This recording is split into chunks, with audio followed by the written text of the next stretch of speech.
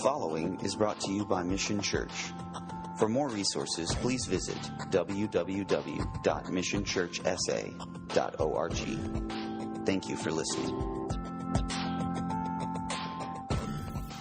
All right, quick. When I was a kid and really into adult, I've had these nightmares. I don't know, let me see a show of hands if you've had these, where you are in your dream, it's very real, you show up in public and you don't have any clothes on.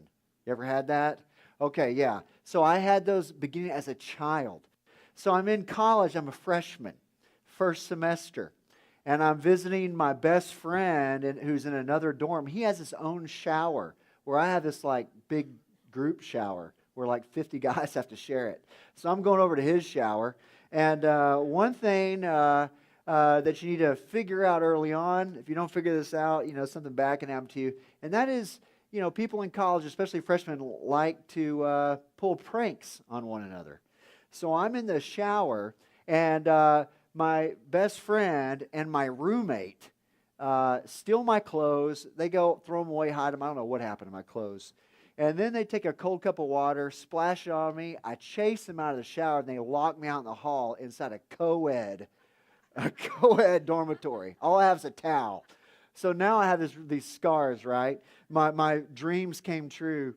And the funny thing is like that, I'm really afraid of that happening again. Now that it's happening. And that fear, is kind of central to who I am. And it was in my thoughts forever and really has hit my feelings. And, I think I'm over it. I've gotten counseling. So anyway, another thing happened. I was a freshman, same semester. And there was a girl. I had not met my now wife. It was a girl that I just seen. I didn't know who she was. I was like, if I could ever meet this girl, I would. I was down with my roommate in this cafeteria on campus. And we were laughing about something, and I have these allergies, and so anyway, I laugh. Then I see this girl. I walk up. Now's my chance. I walk right up to her, and she was just staring at my nose, just staring. And I'm looking at her, trying to deliver a line or something. I don't know what I was saying, but all I could tell is she's staring at my nose. I turn around and look at my roommate, and he's going like that. So the allergies had taken their toll on me, and they're just busted it with her. And then I was afraid from then on, like through all of college, of something being on my face. And I was looking at myself, and that fear, kind of controlled me. And it affected my choices and actions. It came down to the center of who I was. So we can relate to things like that. Hopefully you don't have experiences that bad. But here in Proverbs, what we have is we have God's direction for life's choices. In other places in the Bible, we have God's moral laws and principles. They're familiar to some of us. But there's most of the situations in life they don't cover. They cover important things, but a lot of the stuff's kind of medium in importance on our weekly life. And they don't cover those. Maybe some, but not all. Definitely not most either. That's where wisdom steps in. What's in Proverbs is called biblical wisdom or godly wisdom. And so it fills the gap where God's moral code, His laws, His principles issue forth what they don't cover. You see? The vast majority of situations that you're going to enter into, you're going to need the book of Proverbs. Now, there's a theme that runs through Proverbs. It's kind of a base theme. In fact, it runs throughout the Bible. And it's called fear of the Lord. Say fear. Fear of the Lord. In fact, what we're going to find out is you can't even make good choices unless you have the fear of the Lord at your deepest core. So we see in chapter 1, verse 7, we see in chapter 9, verse 10, it's scattered all throughout Proverbs, the fear of the Lord. You got it in the first book probably ever written in the Bible called Job, in 28. In fact, it's in multiple places in Job. It's in Psalm 111, Psalm 113, Psalm 119. It's all throughout the Psalms. It's in the New Testament. You see the fear of God everywhere throughout the Bible. It's a theme. But in Proverbs, it's the base theme. In fact, we can't even go into any of the other sermons until we do this one up front. Wisdom begins with the fear of the Lord. In fact, if you want to kind of get an idea what God thinks about the fear of the Lord, in the book of Job in chapter 1, he's bragging on Job to Satan, the adversary is called, and Satan, this accuser, which we believe is the devil, is speaking to God, and God brags on Job, and guess what he says? He says, go check out Job, my servant. He fears me. So that's the highest compliment that God can pay someone, is to say that you fear him. Look at Proverbs 9, verse 10. Proverbs 9, verse 10. Look at it together. The fear of the Lord is the beginning of wisdom, and the knowledge of the Holy One is insight. The fear of the Lord is the beginning of wisdom. Now, for a moment, I want to take the word fear, I want to put it in a package and set it up on the shelf. We want to start with the word beginning. Let's spend some time on that, okay? We're told right here that your relationship with God is the beginning or the foundation or the first step to wisdom. In fact, in chapter 1 it says the fear of the Lord is the beginning of knowledge. So it's the basis or the foundation or the first step to true knowledge. So you got wisdom, you got knowledge, you got other things, understanding, discernment, all these things the fear of the Lord speaks to. In other words, it's saying that your relationship with God is the foundation or the premise of your thinking. Say thinking. That's right. In other words, what you believe about God and how you relate to Him completely determines how you think, how you look at the world around you, how you understand people, how you judge a situation, how you respond to that situation. Anything that goes in and processes and goes out begins with whatever your relationship with God looks like, not how smart you are, according to the Bible. Some of you are like, I don't know if I buy that, Pastor Ryan. The Bible may say that, but experience tells me otherwise. Now, I agree in many cases, we tend to believe that there's a difference between faith and reason. That's why they're two different words, right? We believe, some of us, reason or our thinking, our processing in our heads is something that we can do apart from our relationship with God, apart from faith, apart from church, apart from the Bible. I can think I'm a free agent. That's what we say. That's what we believe. You've got statements like by one Hollywood actor as he's given an address to graduates at a prestigious university. He says, when matters of public policy are debated, no religion should have a seat at the table. Did you get that? Separation of church and state. That's a typical belief, that you can't think through things and put your beliefs in at the same time in the same place. Your religious beliefs for your private life, that's the prevailing belief out there. When it comes to public discourse, comes to school, comes to education, comes to music, comes to art, we need to use our own faculties.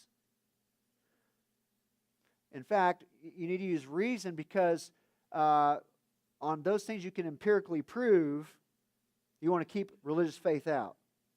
Well, what Proverbs is saying, folks, it's saying the exact opposite of what the world says. The exact opposite. What the Bible's saying here is your faith view of reality of God, of people, of your destiny, is a foundation from which everything that comes out of your brain proceeds. It's the beginning of your knowledge, it's the beginning of your wisdom. You say, how could that be? Think about the statement. This one. And this sounds familiar. In fact, some of you may hold to this. Every individual must be free to determine what is right or wrong for him or her. I mean, don't impose your morality on anyone else. I mean, who really likes that, really, honestly? Nobody. I don't. Don't tell me I have to believe this or that. Every individual should be free to determine what is right or wrong for him or her in their own thinking, in their own judgment. Now, that's a commonly held belief by pretty much everybody. But it assumes something. What does it assume? It assumes that there is not a God, or there is a God that will not hold you accountable. That's what it assumes.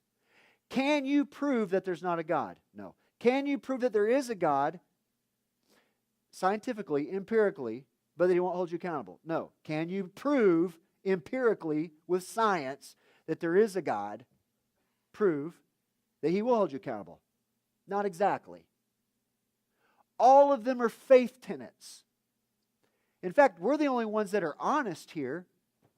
An atheist is religious, even though they won't admit it. It's a stretch for them, but they believe that they have empirical evidence that there's not God, and when you ask for it, they've got nothing. How do we know it's a faith position? How do you know that? You hope it's true. You want it to be true. You're staking your whole life on it if you're living your life apart from God. It's a faith act. It's a faith leap. Really, everybody's religious. If you exercise faith, you're religious. So what's religion? It's got nothing to do with God, I can tell you that. Zen Buddhism doesn't have a God. Religion. Religion is a system of beliefs explaining the reason for your life. How you're here in this world. What you're to do. What your life means. How you're supposed to spend your time. And you can't prove empirically any of the answers to those questions. Who you are. Why you're here. No. It's religion. They're taken on faith. I want to read for you a testimony. A guy named Sheldon Van Auken, who became a Christian after being a very successful writer, secular guy. He said, this is what he said, I saw a gap between me and Christ. Big faith gap. How could I cross that gap? If I was going to stake my whole life on a risen Jesus, I needed proof. I wanted certainty. I wanted letters of fire across the sky, but I got nothing. Then one day I realized, my God, he says, there was not only a gap before me, between me and Jesus, but there was also a gap behind me as well. It would require a leap of faith either way. I suddenly realized I couldn't prove that Christ was God, but by God, there was no certainty that He wasn't. I now realized I couldn't reject Jesus without exercising faith. There was only one thing to do once I saw that gap behind me and before me as well. So I flung myself over the gap toward Jesus. Where you're at with God is where your knowledge comes from. It's your filter. It's the basis of everything you process, even groceries. It's the beginning of all knowledge and all wisdom. You hear what this guy said?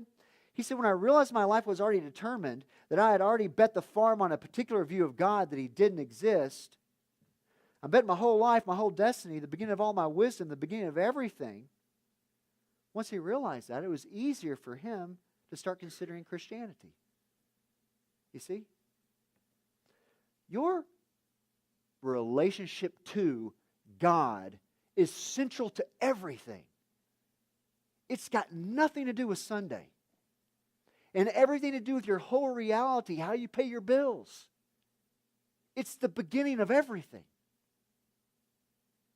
Every job you take, every place you live, every relationship you conduct, everything you do should always be done with this question in mind. How is the life that I'm living, the choices I'm making, getting me closer to God? Or how are the choices I'm making, the life I'm living, creating distance between me and God? And if so, what do I need to do to change it? The fear of the Lord is not the beginning of something else, like a new leaf. You can't use God to get somewhere. The fear of the Lord is the beginning of everything. So now we're back on the fear. That brings us to fear. Say fear. And fear sounds weird. I mean, I'll be honest with you. I mean, if I'm selling something, the last thing I'll talk about is, hey, you need to fear this. Here, take it. They're like, no thanks. I mean, how do you do that? So, I mean, what's it mean here? It's like, oh, God, take God. You need to fear Him too. Did you see what He did to the Egyptians? I mean, but yeah, He loves you. But look at this. Is that what it means? Is that what fear is? Is that the fear that's being spoken of? No, not at all. Look at Deuteronomy 10. Flip back in your Bible, all right, and go to Deuteronomy 10. Or look up on the screen. And by the way, our screen doesn't work today, and the lights just started working. The theater, the employees showed up like 30 minutes before our service started, which was supposed to be like an hour and a half. So our poor volunteers couldn't get in and get everything done. So if some things are off today, we weren't able to get to our power source. So you want to fear something, fear like something falling down or here or something. Perhaps God will save us. All right. In Deuteronomy chapter 10, we find out what the fear of the Lord is really getting at. Okay? It says, and now Israel, what does the Lord your God require of you? But to fear the Lord. Continuing on, to walk in his ways, to love him, to serve him. To serve the Lord your God with all your heart and with all your soul. To love him, to serve him with all your heart. So fear is consistent with loving and serving. Loving? So the more you fear, the more you're going to love? That doesn't make any sense with a common understanding of fear. What about Psalm 130? Psalm 130, verse 4. Look at this one. But with you there is forgiveness, that you may be feared. What?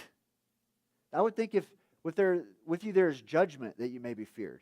What do you mean, with you there is forgiveness, that you may be feared? So the more you're forgiven, the more you're going to fear? No, I think that the more you're forgiven, the less you would fear. Right? So what's the definition of fear of the Lord? This is what it is, fear of the Lord. A life rearranging, joyful awe over who God is and what he's done. So imagine this. You have this awe that fills your heart with joy, and then as a result rearranges your life. And what you're in awe over? Who God is and what he's done. That's all it is. Fear of the Lord. All it is, well, it's a lot. It'll rearrange your life. So why does God use the word fear anyway? I mean, can we pick something else? I think it's important that he did, because the term fear, and a lot of psychologists, in fact most I think, would affirm this today. If you ever want to know what your heart really loves or wants, look at your greatest fear. Okay? So if you out there are a person who really fears rejection from people, okay, then you might be a people pleaser. You need lots of acceptance. You want acceptance by people. You need it. You want it. It's the base of who you are. You rearrange who you are. You think about things. You fix your speech. You change the way you look. You'll say certain things in certain situations because certain people are there because you so want that acceptance. It's at the core. You begin there. It's the beginning of your wisdom. Or perhaps you're really afraid of this. You're really afraid of humiliation. You don't want your reputation affected. You care what people think about you. Your identity is tied up in your circumstance, who you are and what you're doing. Or maybe you just really you're definitely afraid of losing control. You have to have control over everything. You want, at your base, you want power. You desire it. You need it. When you lose it, you go crazy. The fear of losing power is the beginning of your wisdom. We could talk about money. We could talk about relationships. Chapter 9, verse 10. The fear of the Lord is the beginning of true wisdom, and knowing the Holy One is insight. Look at the second part of this verse. Knowing the Holy One is insight. Knowing the Holy One. It didn't say knowing about Him. It didn't say going to a class and learning some facts. What it's saying here is cherishing God in your heart more than anything else leads to knowing Him. Fear, Him being at the base, leads to knowing, which is a relationship. You want a relationship with God, it begins with the fear of the Lord. Not just knowing about Him. I was selling a house about 7 or 8 years ago, and the guy, it was really hard to sell. This is just a terrible time, right when the economy was about to turn, and things weren't looking good. I had a seller, fell through, got a new seller. God brought this guy like 3 months later. It was a miracle, but he was on his deathbed. So talked to him. He said, yeah, I'm religious. I won't say what he said, but he kind of played me off. He knew I was a pastor.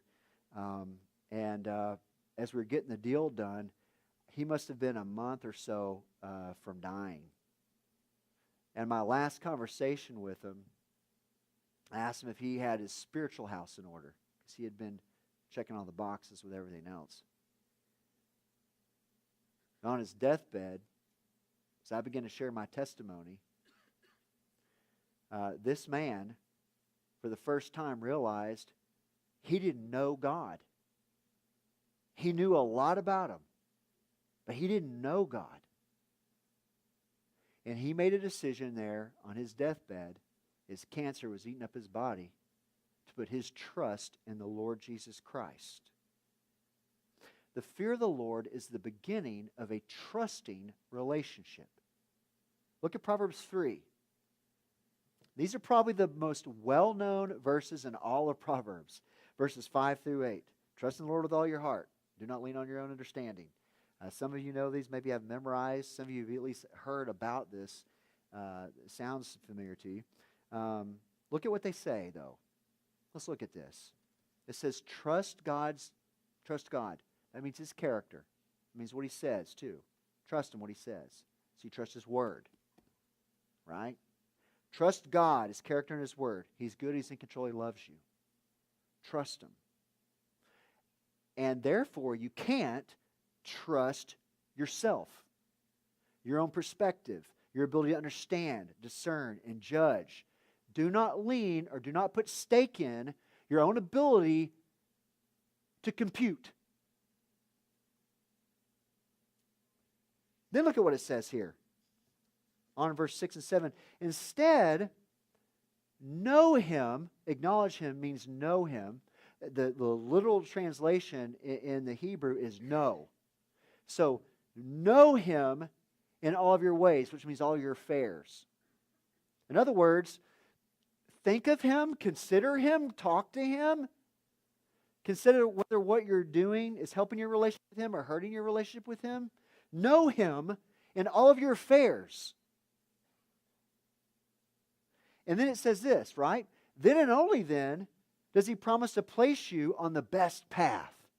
And that's what we all want in our choices in our life for 2015. When it comes to Monday through Saturday, we want to do better than we did in 2014. We need God to take us there. I was doing premarital counseling with a couple who were sleeping together before marriage. If you're older and you're wondering, pretty much everybody that happens now, apparently.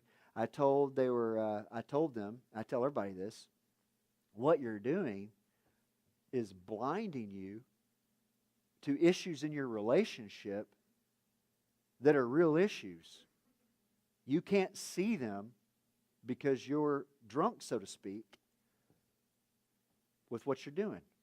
But if you stop and you separate, the goggles are going to come off and you're going to have some clarity that you'll be glad you got.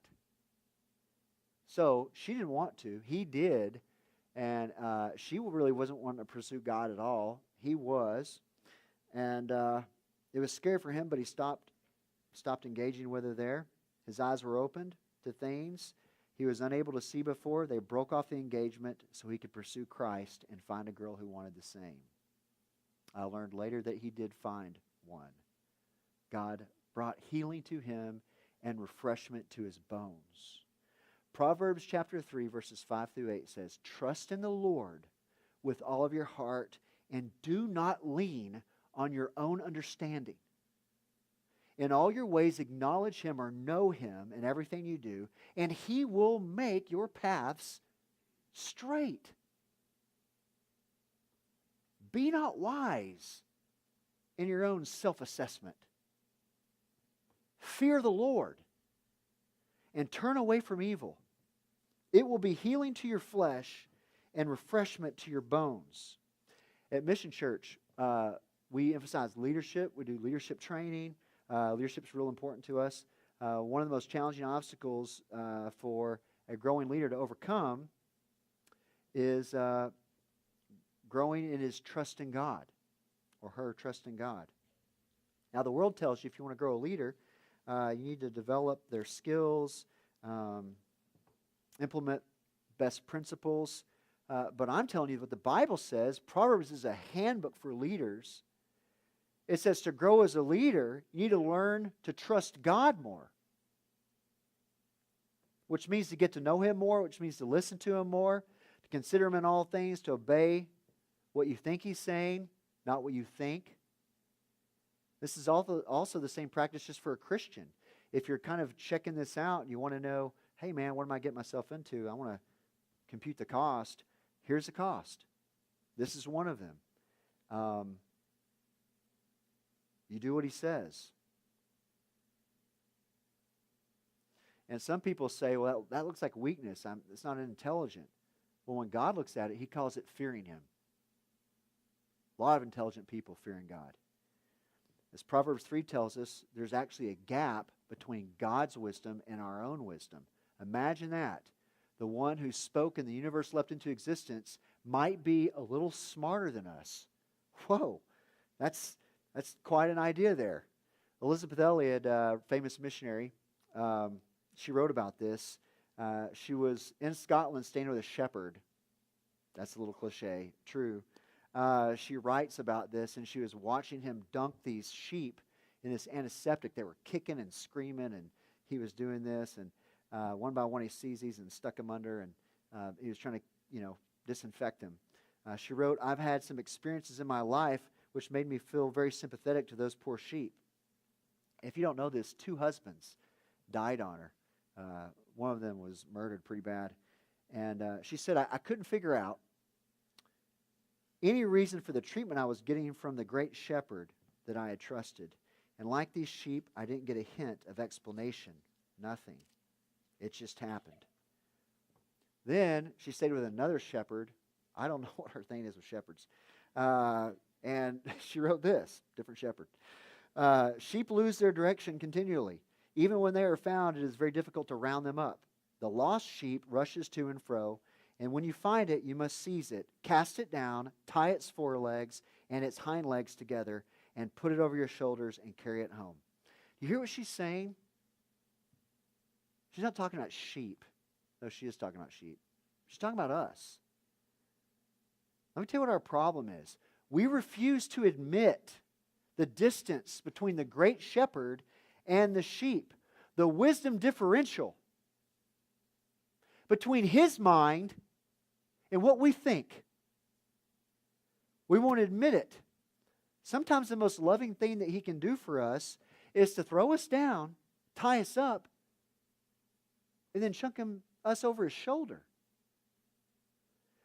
Our anxieties, folks, our bitterness we're carrying around, our unforgiveness, our confusion over things that we're going into 2015, all these experiences are because we simply don't want to admit the differential. Why wouldn't we? If there is a God, then surely there's going to be a huge gap between what we can understand and what we can think through and what He can think through for us. Why would we rely on ourselves? Why would we take it on by our own wits? Why wouldn't we use His Word? Why wouldn't we invite other people who are gifted and care about us inside the church to come around us and do life with us? To offer words of encouragement, words of wisdom, to take the Bible, those who are gifted, and share from it so you can use it. Some of you are trying to marry somebody right now who's going to fix everything in your life. It's not going to happen. It's not going to get fixed. Some of you are angry at your parents, and you're in a conflict, and you want them to fix how they screwed you up. Not going to happen. Some of you are looking to your job, and you're overcommitting, or you're putting too much heart into it, because it's going to deliver you and make you who you really want to be. It's not going to happen. You can't trust these things. This one here in verse 10, this Holy One, this is the one we have to trust. We're trusters. We need to trust. We've just trusted the wrong things and the wrong people. But He's saying, trust me. The fear of the Lord puts you right smack unconditionally trusting in the hands of the one we were made to trust. The fear of the Lord is beginning with God. It's knowing God. And it's unconditionally trusting God. That's what the fear of the Lord is. And you have to make Him the center of Monday, Tuesday, Wednesday, Thursday, Friday, Saturday, and Sunday. You have to make them the center of all your relationships in the home, in your friendships. You have to make him the center of everything every day. Someone here says, well, this is convicting. Jeez, how can we really do this? This is kind of over the top. Proverbs 20, verse 9, 16:6. Look at this. How can we do this? How can we have this life rearranging experience and really accomplish this? The Bible hasn't left us alone. Look at this. Who can say, I have made my heart pure? I am clean from my sin. Who can say that? Really? Nobody. But by steadfast love and faithfulness, iniquity or sin is atoned for. And by the fear of the Lord, one turns away from evil. So right here, you just heard it. Right here in the heart of the Old Testament, in Proverbs, we have got the New Testament gospel. First of all, it says, hey, who can do this? Who can clean themselves up? Who can make themselves right with God? And it's not just saying, hey, everybody's a sinner, everybody makes mistakes. It's saying, who can even say they could ever even try? What that's saying is you're lost. You're totally lost. You're the lost sheep. That's what it's saying right here. It's going further than just saying, hey, we all make mistakes. It's saying everybody's alienated from God. That's where we begin and can't do anything about it. So what can be done? 16:6 said it. By steadfast love and faithfulness, iniquity is atoned for. And by the fear of the Lord, one turns away from evil. Now there's actually a little problem here. Those two things that it mentioned there, steadfast love and faithfulness, most commentators will tell you there's a contradiction there. Why? Because steadfast love means absolute, total, unconditional love. Acceptance. Now, what does faithfulness mean? Faithfulness here means total and unconditional commitment to truth and righteousness. Well, if we can't clean ourselves up and we've sinned against God, we're the lost sheep, then how can we, if He's perfectly holy and faithful to His law and His word and the consequences of breaking those, but He's also totally accepting and totally loving, what do we do? How can He be totally loving and totally holy and deal with unclean people like us? The answer is that He can't.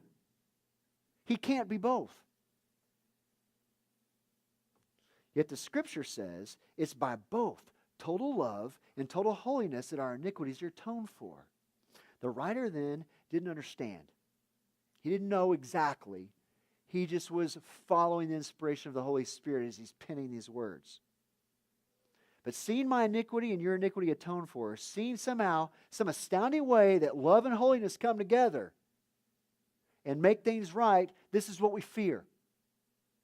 This is the source of fear. This is the thing that's life rearranging, that we organize our emotions around. We stand in awe and in wonder and in joy. And that's what you're looking at, not just at God in some kind of general way to help meet your goals. That's not what makes change, but staring at this thing. How could that have happened? The Proverbs writer did not know exactly what's going on, but we know now. On the cross, Jesus Christ, God's own Son, was being mocked. Matthew 27 says this, that they're talking to him. They said, oh, he trusted God. Let God bring him down from that cross. They're laughing at him. It's terrible. He trusted God. Trusted God, God should rescue him. Really cruel, terrible, especially since he's God's Son. Cruel and terrible, but logical. Why? They could see that God abandoned him. He's nailed to the cross. He says, Eloi, Eloi, lama sabachthani, which means, my God, why have you forsaken me? He's sitting there admitting that he's been abandoned by his Father, knowing that he put his trust in his Father. I mean, I heard him say it. Every place in the Bible, wherever God says, trust me, He says, I will not forsake you. Everywhere He says, trust me, He says He will deliver on His promises.